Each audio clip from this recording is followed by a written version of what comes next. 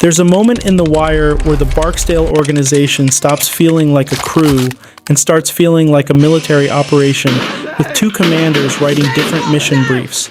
On paper, it's the same objective: hold territory, protect the product, keep the chain of command intact. You know how people talk and we ain't got shit to show for it. Man, police gonna be real heavy on this, man. I say we slow down, take our time to build our muscle. No, I ain't got no more motherfucking time, man. But one commander is planning a loud show of force, willing to take casualties to control the ground and send a message. The other is planning a quieter campaign, minimize contact, reduce exposure, win through leverage and long-term positioning. From the outside, the unit still moves in formation. Inside, every decision becomes a fault line because you can't run one mission with two definitions of victory. Man, you don't get this shit up, we're gonna turn everything we built to shit. Avon Barksdale and Stringer Bell are the clearest example of that. From far away, they look like a perfect two-man machine. Avon is the brand, the name on the street, the one who can sit on a couch in a tank top and make half the West Side breathe differently. Stringer is the logistics, the receipts, the meetings, the "we can do this smarter" voice. And for a while, that division of labor works, because both men, in their own way, are geniuses. But they are geniuses with opposite religions. Avon worships reputation. Not the shallow kind where you want strangers to like you. The Baltimore kind, where your name is a weapon you carry even when you're unarmed. Avon is the type who understands that fear is a currency that never devalues as long as people keep dying for it. He'll talk about family, sure, but the thing he actually protects is the mythology. Barksdale means something. That means corners. That means discipline. That means retaliation. It means your people don't look weak, even when you are. Hey, they had cheese fries, baby. I got you some.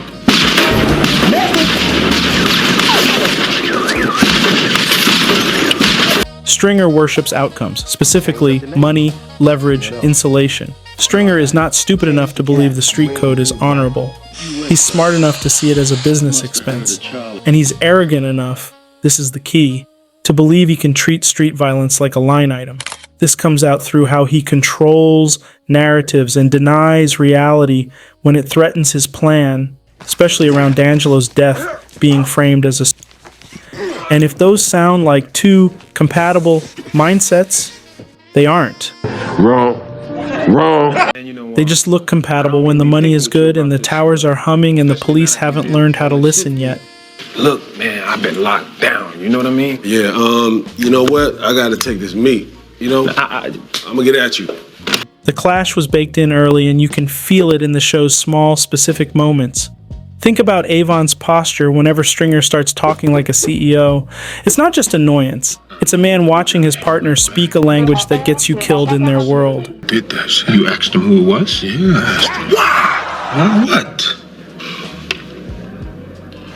How you gonna ask a soldier like Mazan a question like that?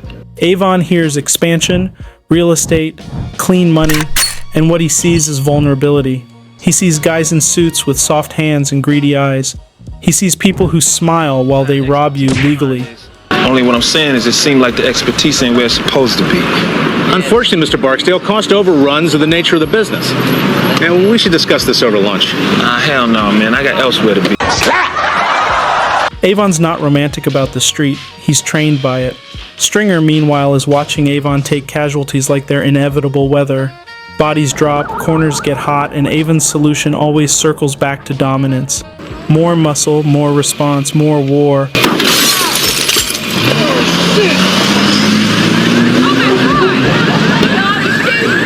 And Stringer can't stand war. Not because he's moral, but because war is bad for business. War brings attention. War burns product. War makes soldiers sloppy. War creates witnesses. This is where the evil psychology starts to show, because neither of them is just surviving. Both are building worlds where other people are disposable. Stringer orders the killing of Wallace, a kid whose biggest crime is being soft in a system that punishes softness. Wallace isn't the enemy, he's an inconvenience. And the way the organization handles Wallace is brutal not only because the kid dies, but because the show makes you sit with how casual the machinery is. Stand up like a motherfucking man! Man, you said you was a fucking man, stand up straight! A child becomes a risk assessment and then a task. Yeah, we need to holler at your boy. You know, the one that dimed on Omar. Can't recall his name. Avon's evil is different. Avon doesn't kill Wallace directly. Stringer pushes that kind of cleanup. Avon's evil is structural. He creates a kingdom where Wallace is always going to happen, where boys are trained to view murder as job performance, where loyalty is measured in how quickly you can turn love into a weapon. Check it out, Stringer. Oh, this shit got the kill range of like 50 meters. Slim got this from some soldier coming back from wherever. What is wrong with you? Sorry, I gotta go on a quick rant because this immediately reminds me of that Jay-Z meme. You know the one. Like, we don't even have to explain it. Your brain already pulled it up from the archive. Supposedly, that's the moment Jay was done with Dame Dash, checked out, mentally packed his bags, already halfway out the room. And I'm not even gonna open that whole history lesson. I'm just gonna leave it right there. Roll the clip. Summer Jam 2001. Crazy. This is live. We the champions. You heard Michael Jackson. We live. King of rap, the king of pop. Holla. Turned out crazy. Biggie 20,000. It's the rock, you always. You heard? Holla. Now that I got that out of my system, back to our regularly scheduled program. And don't forget to like, subscribe, and comment below. Thank you. Avon is the type to look at a kid like Bodhi and see a soldier, not a child. He doesn't have to say it out loud. The whole culture says it for him. And then Omar enters the marriage like a crowbar. Oh, indeed. Omar doesn't just rob them, he humiliates them. He takes their product and then takes something more valuable, their illusion of control. And what's fascinating is how Avon and Stringer react to humiliation. Avon treats humiliation like infection. Cut it out, burn it, cauterize it, put a price on Omar's head, make it known, make it loud, make it impossible for anyone to think it's safe to steal from you. Stringer treats humiliation like a negotiation problem. How do we remove this threat with minimal cost and minimal attention? He is willing to lie, set people up, reroute violence through other people, because to him the cleanest kill is the one you don't personally own. That's where his particular darkness lives, in proxy. In the ability to point a gun with words and then keep his hands clean.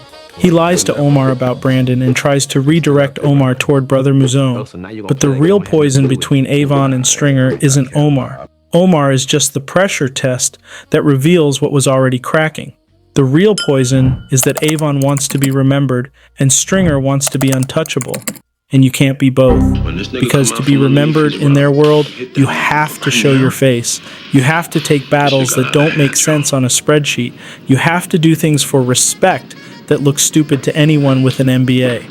You have to bleed red. And to be untouchable, you have to leave the street myth behind. You have to stop acting like a king and start acting like a ghost. You have to bleed green. There's an argument some people make that Stringer is evil, in a more psychological, manipulative way, and I get why.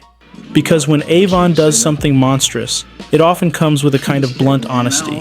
When Stringer does something monstrous, it comes with a presentation, a justification, a classroom tone. The violence gets dressed up. But here's the twist that makes the tragedy hit harder. Stringer genuinely believes he's the civilized one. He thinks Avon is the dinosaur. He thinks Avon is the reason the world keeps collapsing on them. And Avon thinks Stringer is the traitor. If part 1 is the marriage, part 2 is the divorce, except in The Wire, divorce doesn't mean moving out. It means people start quietly arranging funerals. The cleanest way to understand Avon versus Stringer is to treat them like two different predators. Stringer is the spider. Stringer builds a web of indirect control. Property deals, political relationships, co-op talks, just business partnerships. He wants to win without being seen winning. His dream isn't to be feared on the corner. His dream is to sit in an office with a view and have the corner still paying him. Avon is the wolf. He wants the pack intact. He wants territory. He wants the street to flinch when his name is said. Avon's power is social and emotional. People follow him because they feel the consequences of not following him. Now the show gives you a few key moments where their psychologies stop overlapping and start colliding. One is D'Angelo. D'Angelo is the canary in the coal mine for the Barksdales because he's family, but he's also conscience adjacent. Not pure conscience, he's in the game, but he's the closest thing the organization has to a person who still remembers the cost of what they do. Stringer looks at D'Angelo and sees a risk, a loose thread, a possible witness. And the darkest part isn't the decision, it's the story management afterward, the calm insistence that it was, the push to shut down suspicion, the way he tries to control what Avon and Brianna are allowed to believe. It's not just murder. That's psychological occupation. Stringer doesn't only want D'Angelo dead. He wants everyone else's reality shaped around the death so nobody can turn it back on him. Avon, on the other hand, doesn't kill D'Angelo, but Avon creates the conditions where D'Angelo's life is always going to be collateral. Avon's family language is persuasive, but it's also a cage. In that worldview, family is less about care and more about ownership. A person becomes a piece of the brand.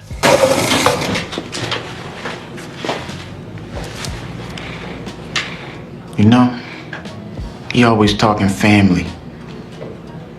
Family is the heart, he say. Well, I'm family. Ain't I? Cough, cough, cough, door slam.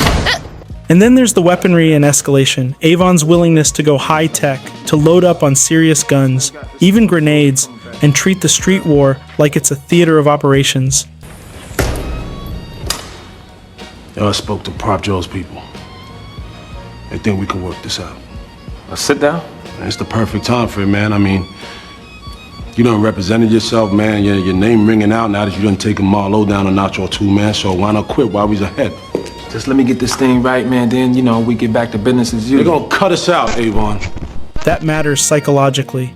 It tells you what Avon's imagination looks like. Avon isn't thinking, how do I reduce risk? Avon's thinking, how do I win so hard nobody ever doubts I can win again?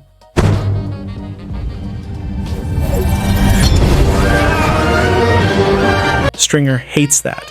Because to Stringer, those weapons are a sign that Avon is addicted to the game. Not the money, the identity. He sees Avon choosing ego over stability, but here's the irony. Stringer is just as addicted. It's just a different drug. Sorry, another rant. And I'm not even gonna lie, I had to re-record this part just to add it, because it kept bothering me. Let's rewind this a bit. We have to give Stringer his flowers for that pitch to Avon. The whole moment where Avon's sitting there casually playing with a grenade like it's a stress ball, and Stringer's basically preaching, your name ringing out there, man, people still scared, there's hope for us after all. He's selling the dream. He's trying to talk them into a future. He's trying to make us sound like something that can still exist. But the second Avon starts that war religion talk, like really starts it, Stringer's tone flips. Have to give Stringer some respect on this scene. He doesn't even argue from pride anymore. He cuts the emotion off and goes straight to business. Man, then, we get back to business as usual. They're gonna cut us out, Avon. Prop Joe and them niggas, man, they took a vote. They're gonna cut us out. We ain't gonna have that dope. So even if we win, we lose, because we ain't gonna have no product to put in them fucking corners, B. No romance, no loyalty speech, just the reality check, just the math. Like, okay, you want to be a king? Cool. But kings don't eat if the supply chain hates them. Avon, look at you. Fucking shooting dope without a fucking needle right now, man. Getting high on a power trip, playing fucking soldier. All right, got that out of my system. Let's try to stay on track. Thanks. Well, I think's not, Terrell. I think's not. Ha! Did you see that? Did you see what I did? Stringer is addicted to control. Watch how he moves when Avon is locked up. He doesn't just hold it down, he reorganizes. He starts cutting deals with Prop Joe behind Avon's back. He talks like he's building a future, but the subtext is, I'm finally running things without the wolf barking in my ear. And this is where the betrayal becomes inevitable. You can have 734, 770, and 221. I keep the other three. Each man begins to believe the other is not merely flawed, but dangerous. Stringer's view of Avon becomes, he's going to get us all killed or locked up because he can't let go of pride. When the work hard, this boy Marlo punking me, what am I look like? I'm gonna go do this shit my damn self. Nah, man, you just this minute got home. Your name come up in a murder beef, man, they gonna pull your parole. Let me take care of this. We was thinking, man, me and Cuddy, you know what I'm saying, we can hit them ourselves, man. That way, there won't be no fuck up. Avon's view of Stringer becomes, he's going to sell out our name, our people, our whole world, because he thinks he's smarter than the street. King Kong ain't got shit on me! Some could argue Stringer was evil, But at least he incriminated Avon to the police, and crucially, Stringer didn't set Avon up to die. Jail is better than death. That's a sharp point, and it gets at the kind of evil Stringer represents. Stringer's betrayal of Avon to law enforcement is a boardroom betrayal. It's violence by paperwork. It's removing a rival without blood on your shoes. In his mind, he may even justify it as mercy. Avon can do time. Avon knows how to do time. Better that than both of us in the ground. Must have done something to you. Nah, it's just business.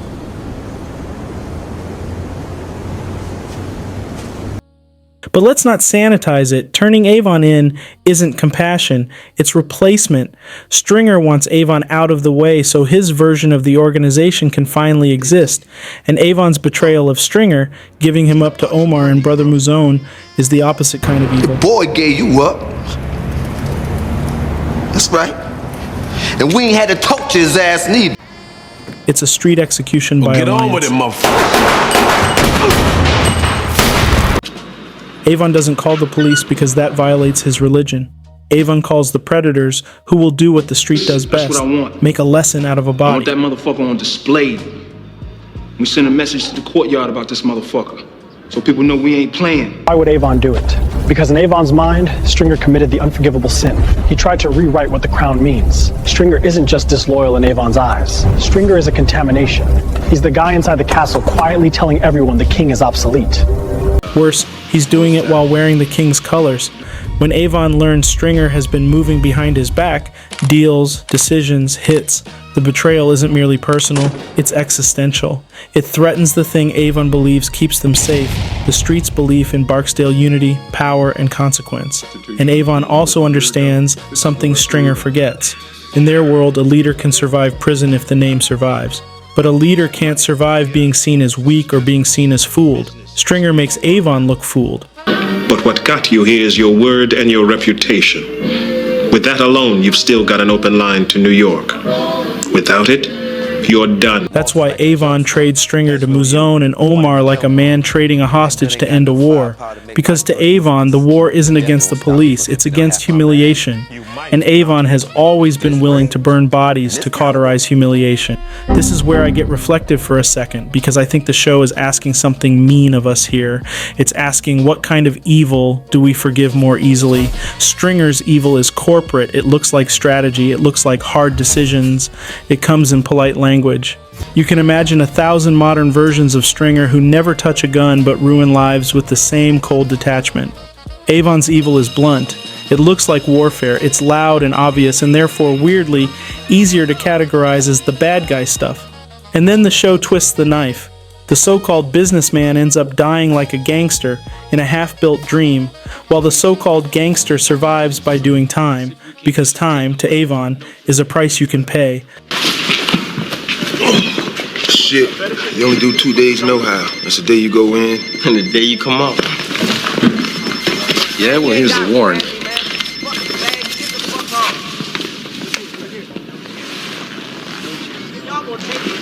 You read it slow. In between them 2 days, give you something to think on.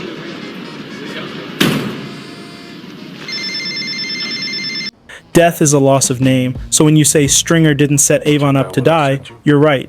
But that's also what makes the betrayal so chilling. Stringer thinks prison is a manageable variable. Avon thinks prison is just another corner with rules. Neither man is wrong. They're just incompatible. And once their psychologies stop fitting together, the organization becomes a room full of gasoline. All it takes is one spark. Omar, Muzone, the cops, a war, a rumor, and the whole thing lights up. You know I don't take my work too seriously. That's right. It's just business. Is he dead? I don't know. Nah, he had it coming. Oh, I think's not, Terrell. I think's not. I swear this rant will be quick. Looking at this face, he looks like he needs to check into a witness protection program immediately. This is that same I just heard the floorboards creak look, like Michael Corleone when he realizes the family business owns him, like Walter White the moment he understands the lie won't hold, like Tony Soprano when the room suddenly feels too quiet and you don't know why. And the crazy part is, he's not staring at Omar here, he's talking to Avon. Time y'all meet.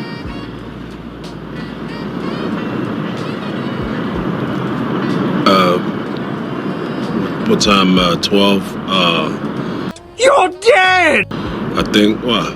You need me to do something for you? This is Stringer trying to keep it smooth, trying to talk future and business, while his eyes are basically screaming, "You know something, and I am a dead man." Like he's starting to suspect Avon can see the betrayal coming, like Avon can smell that Stringer's been thinking about the cops as an exit plan. Us, motherfucker. Us, man. Brother, dude. Always, man. Always.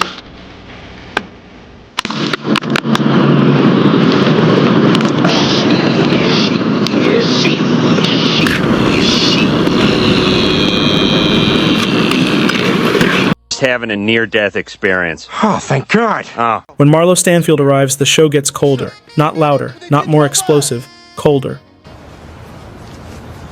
Do it or don't, but I got some place to be. Because Marlo doesn't need the warmth of community that Avon still understands, and he doesn't need the intellectual costume that Stringer wears. Marlo is stripped down to a single appetite, dominance through reputation. And the most terrifying part is how small his emotions are. Avon enjoys things. You see him laugh. You see him reminisce. You see him love his people in his way. Now they looking for the motherfucker that brought the shit in here, right? They need him to fall, and you know what? I can give you a name. I can give you the right name. We can take that name on down to the assistant ward, and we can get some of our lives back. Stringer gets excited by his own ideas. He wants to build. He wants to prove he can transcend the corner. Marlo wants his name to ring out like a bell in an empty street. Omar tried calling you out by name, but shit, it wasn't nothing. What you say about me? Nothing, man. Just talking shit. Use my name. In the street? Talk, motherfucker! This is framed through Marlo's fixation on talk, on being mentioned, on the insult of someone speaking on him without it reaching his ears, on the idea that my name is my name! Now, if you've watched the show, you know that line isn't bravado. It's theology. It's his version of prayer. And that's why Marlo is arguably the purest evil psychology in the series. Not because he kills more than everyone, but because he removes every human reason for killing except ego. He doesn't kill for love. He doesn't kill for grief. He doesn't even kill for money most of the time. He kills because the street is a mirror and he wants the mirror to reflect a God. Most people don't know the real Marlo. Their admiration doesn't feed him. He wants the kind of reverence that comes from fear. And fear is built on bodies. This is where Marlo's relationship to Chris becomes important. Avon had soldiers, but Avon's soldiers were also people with mouths, complaints, needs. Do the chair know we gonna look like some punk-ass bitches out there? Motherfucker, I will punk your ass for saying some shit. Frank. What? Who did have the floor, Shut man? the fuck up, man. This nigga too ignorant to have the fucking floor. Who hurt you? Marlo's crew is quieter, cleaner. Their violence is systematic. Too much knuckle.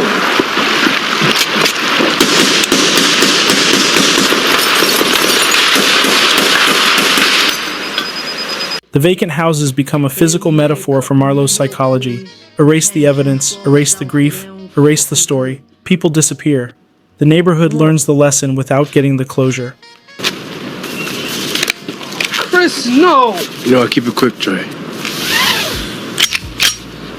Here? Here's good.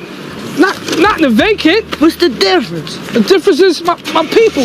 They won't know. Don't know. But the rats. And if Avon is a wolf and Stringer is a spider, Marlo is something worse. Marlo is an emptiness that learns how to wear a human face. You see it in the way he handles slights. A rumor is enough. A perceived disrespect is enough. A look is enough. You want it to be one way. Man, I don't want it to be one way. Stop! Stop saying that. What is the other way?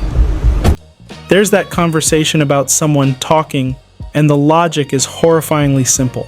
It doesn't even matter if they said it. It matters that people think they said it. Why we doing Junebug anyway? Heard you call Marlo. talk shit like that. You heard. You ain't sure? People say he said it. No matter if he said it or not, people think he said it. Can't let that shit go. Why not?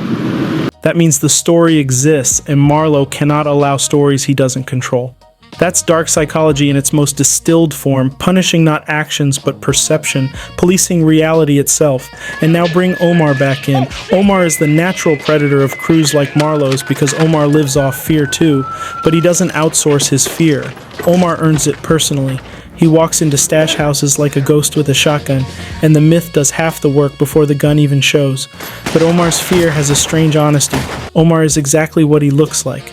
He tells you what he does. He robs drug dealers. He says it in court. He does not pretend to be legitimate. You are a parasite who leeches off just like you, the culture of drugs. Excuse me? What? I got the shotgun. You got the briefcase. It's on the game though, right? Marlo, though, hates Omar for a deeper reason than robbery. Omar steals narrative. Omar turns the street into theater. And suddenly Marlo, who wants to be the author of the city's fear, finds himself being reviewed by someone else. I'm saying it don't take much to shoot down a blind man. And I see him stepping to me. You tell that dude he ain't got the heart. All right. You tell that man I'm in the street waiting.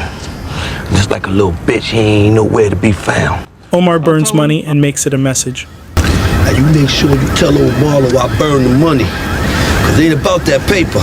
It's about me hurting his people and messing with his world. Tell that boy he ain't mad enough to come down to the street with Omar. You tell him that.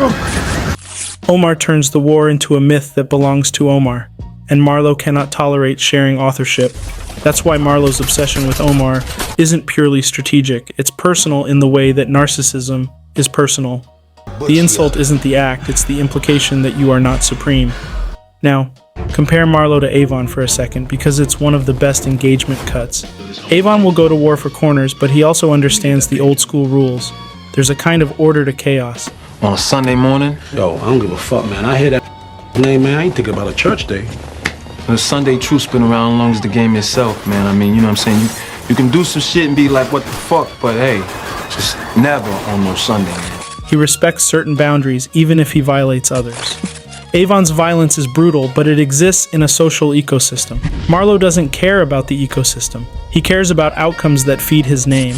That's why someone like Prop Joe, who survives by diplomacy, by co-ops, by knowing when to give and when to take, becomes doomed around Marlo. Joe thinks he's managing a market. Marlo thinks he's managing a legend. Breathe easy.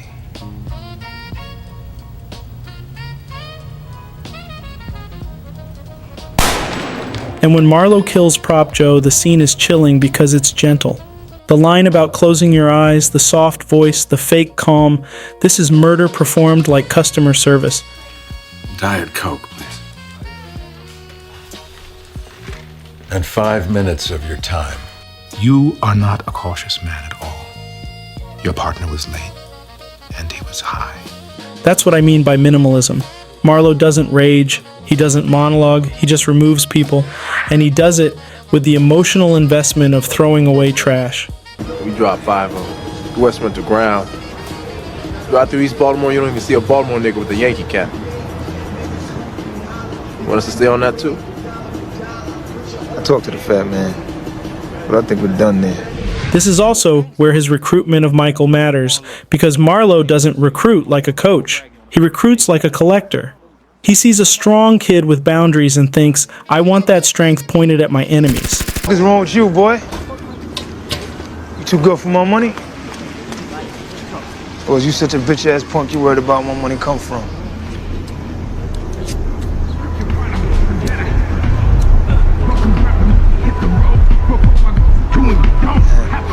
So when Michael refuses his money at first, standing there with that teenage stiffness and distrust, Marlo doesn't take it as rejection, he takes it as proof of value.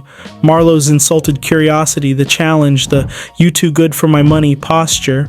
A normal adult might see a kid protecting his dignity. Marlo sees a future weapon. That's the darkest thing about him. People are not people. They are either mirrors, tools, or threats.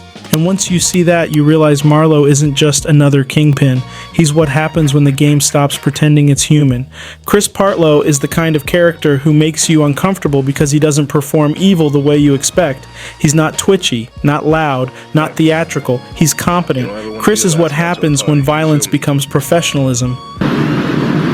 So I show up to a job an hour before, sometimes 2. Nobody's setting up on me while I'm setting up on them. The show makes this clear in his routine. The way he moves with Snoop, the way they scout, the way they control witnesses, the way they treat murder like a process with steps and standards. You stepped up and made your play. Now I gotta make mine. It's described as quick and clean, almost compassionate in tone, even as it's lethal.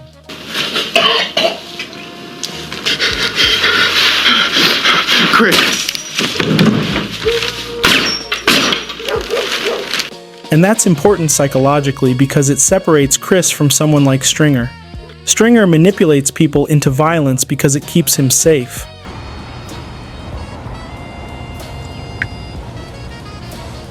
You on your own here, huh? You're right. It ain't none of your business. Chris commits violence directly, repeatedly, and still functions like a man who could sit in a diner afterward and talk about regular life. So what is he? Oh, Clarice, your problem is you need to get more fun out of life. I don't like flattening him into a label like psychopath. For approval and love and a mommy and a daddy and a boo-hoo. Because the show deliberately gives you evidence that Chris still has a human nervous system. There are cracks. There are moments where something inside him is not dead. The most obvious is Michael's stepfather. When Chris murders him, it isn't the normal Chris procedure. It's messy. It's furious. It's personal. Chris loses control, hinting at trauma and abuse in Chris's own past. Whether you read that as Chris having been abused himself or simply having a specific hatred for abusers, the psychological point is the same. Chris's violence is usually disciplined until it touches a nerve. Damn, you didn't even wait to get the motherfucker in the house. And that's what makes Chris terrifying and tragic. He's a man who has built a wall inside himself, and the wall mostly holds. But the wall is not the same as emptiness. It's defense. Now, why is Chris loyal to Marlo? Because Marlo gives Chris clarity. A lot of people in The Wire are drowning in ambiguity. Rules change, alliances shift, institutions fail them, love betrays them. Marlo offers a simple universe: do your job, protect the name, remove obstacles, get rewarded, stay safe. For someone like Chris, that can feel like oxygen. And that's where Michael Lee enters as the apprentice, the kid Marlo wants, the kid Chris shapes. Michael's story is one of the show's most brutal studies in how evil reproduces. At the start, Michael is cautious, guarded, responsible in a way no teenager should have to be. He's basically parenting his little brother Bug while trying to keep the household from collapsing. He's distrustful of adults, especially men. I said no. And the show gives you just enough context to infer why. Then the stepfather returns. Look who home. Michael.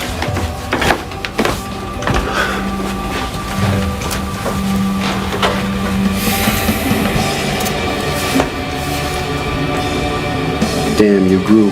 And suddenly, Michael is in a psychological trap. He has a threat inside the home, no reliable institution to remove it, and a deep fear that asking the wrong person for help will make things worse. What? I don't know. I just want to know what happens if you call social services on somebody. You want to report your mother? She brung someone home. He won't leave. You don't want to call social services. They get to looking into things. They can put you on a group home. So he goes to the only institution that always answers, the street. Because now Michael owes them. And now, I own you. And not in a money way, in a soul way. This is the long con. Marlo doesn't just throw money at Michael. He solves his impossible problem, then offers protection, then offers belonging. It's dark persuasion, because it's not built on lies. It's built on a real need. Come on, boys. Won't you shake a poor sinner's hand? All right. Yeah. The manipulation is in the structure. Once the need is met, the cost becomes loyalty, and you can watch Michael change through specific scenes. Permanently, Michael's life tilts. You can watch it in the shooting practice. Chris teaching him where to aim, how to think, how to treat a body like a target instead of a person.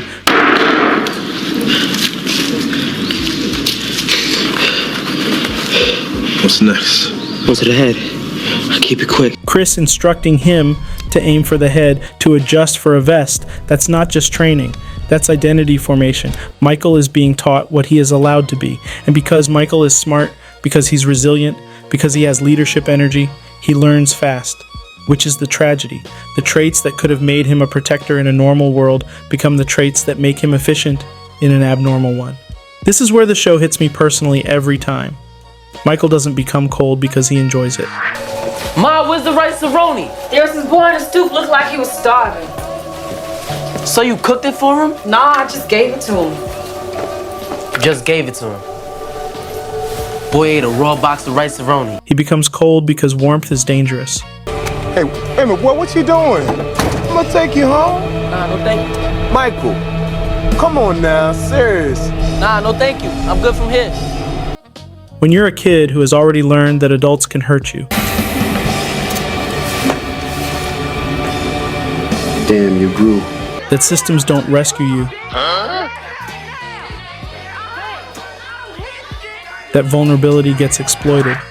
The idea of being soft starts to feel like a death wish. So the street offers an alternative. Be untouchable.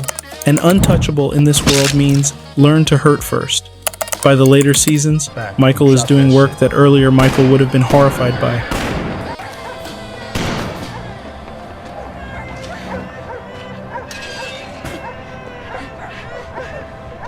The transformation isn't sudden, it's incremental. It's little choices, little compromises, the kind that feel like survival until you look back and realize you've become someone you don't recognize. And then, crucially, Marlo's world turns on him too, because Marlo can't tolerate questions. Michael carries himself with too much independence. He's not the kind of soldier who disappears into obedience, and that makes him a future threat. So when the machine tries to eat Michael, Michael does what the machine taught him. He strikes first. Sorry, I have to rewind this point because it was stuck in my head like a bad song you can't skip. The only time Michael Lee looks truly struck at his core, like his soul flinches and his body forgets how to pretend, it is not when he takes out Snoop in that car. It's not when he catches his first body.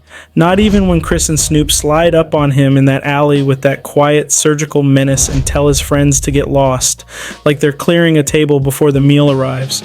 It's not at school when he watches a girl get her face carved up over some petty, ugly favor debt.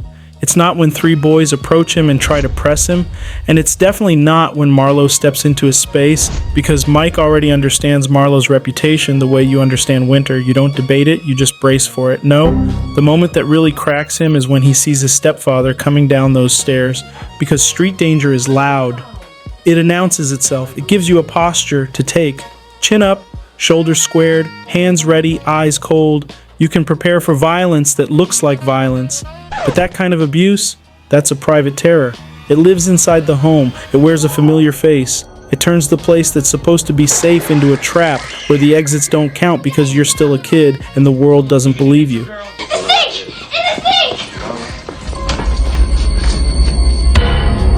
What is it you think you saw? Speak up, girl. That's why Mike reacts the way he does. His nervous system doesn't register it as just another threat. It registers it as the original threat, the one that taught him what helplessness tastes like, the one that taught him to keep his feelings behind his teeth. And here's what breaks your heart. Mike doesn't become hard because he wants to. He becomes hard because softness got him nothing. He learns that if you show fear, people move toward you. If you show need, they take. So he starts weaponizing his pain and calling it stepping up. He brutalizes Kennard, not just because Kennard's reckless, but because Mike can't stand the chaos, can't stand anything that feels like a violation creeping toward his little brother.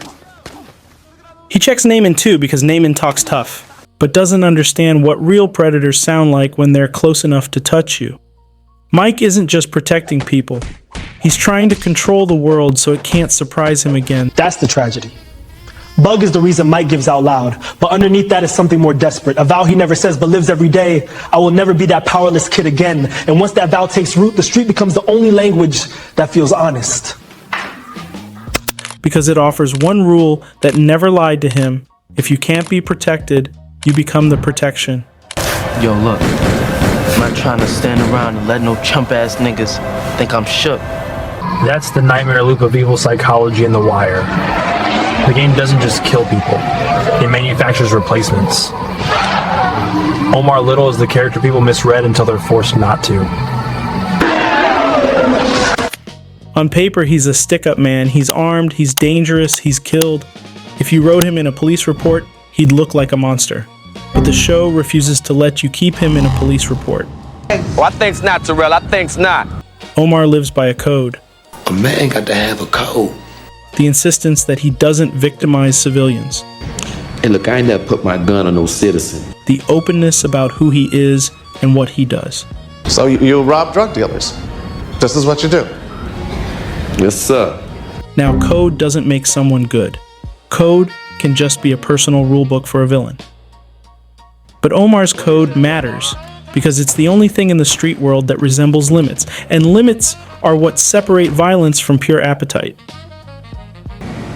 No need to prolong this. Nah, we got time. You kill my man? Nah, he rested. That's why Omar is such a threat to Marlo, because Marlo's world has no limits except Marlo's ego. Omar introduces a competing myth. You can be feared and still be principled. You can be a predator and still have boundaries.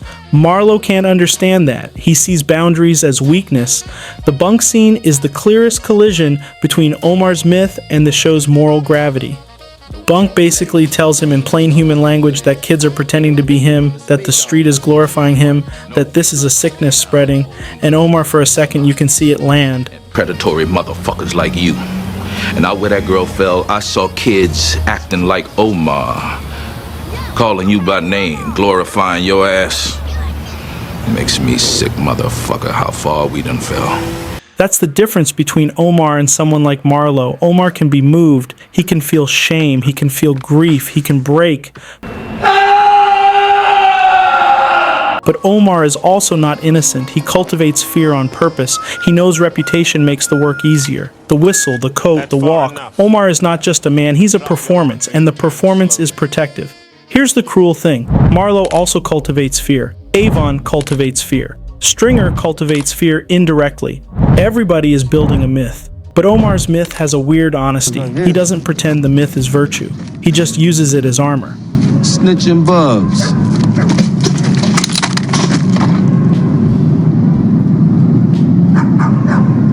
You be asking for me? Now, in the later arc, Marlo's crew kills Butchie, blind, defenseless, and beloved. That act is a statement. It's Marlo saying, there are no sacred people, there is no protected class, there is no code, and that's why Omar goes on the warpath with a kind of holy fury. You don't have to be messy. There ain't no other way I can see that. He's not just avenging a friend, he's rejecting the new rules. And then the show does something that still feels like a punch. Omar dies in a convenience store, shot by a kid, no operatic ending, no king falls in battle. Just a sudden erasure. That death is a message about the world and about reputation.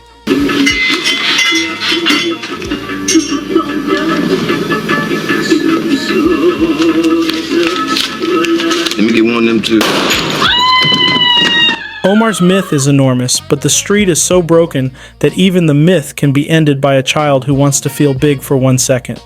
And that's the final mirror for Michael. Because by the end, Michael is starting to resemble Omar, not in morality, but in function. He becomes the boy who moves through alleys and corners like a rumor. He becomes the new stick-up energy, which is heartbreaking, because early Michael wanted none of this. He wanted safety for Bug. He wanted dignity. He wanted out. Used to be Marlo's bank, but Marlo ain't around no more. And you still moving money for other players. So, I'm thinking some of that money need to be mine. Shit. You just a boy. That's just unique. But what he gets is a role. Marlo manufactures him. Chris trains him. The city hardens him. The game brands him.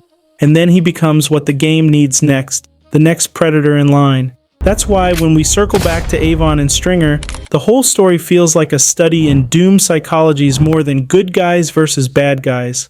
Avon and Stringer clashed because their intentions were incompatible. One wanted the street crown, one wanted the boardroom crown.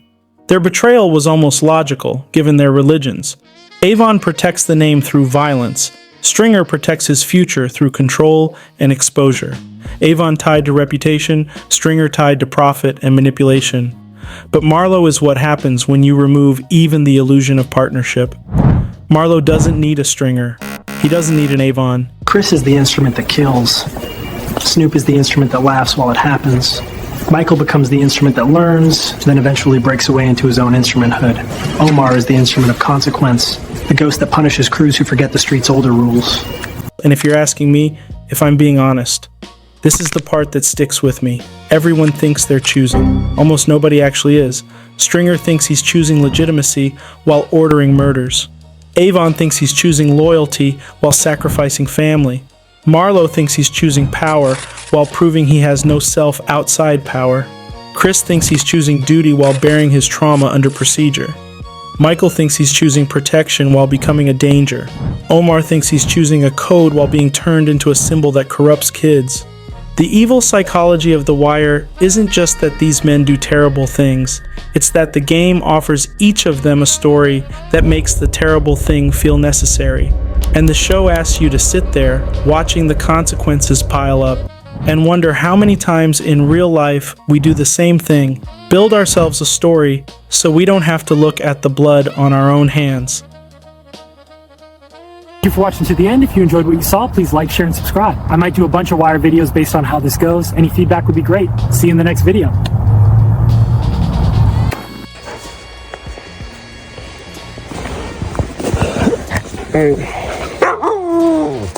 Throw like 20 or something crazy. Good job. Let's go, let's go, let's go, let's go, let's go. Run, run, run, run, run, run, run, run.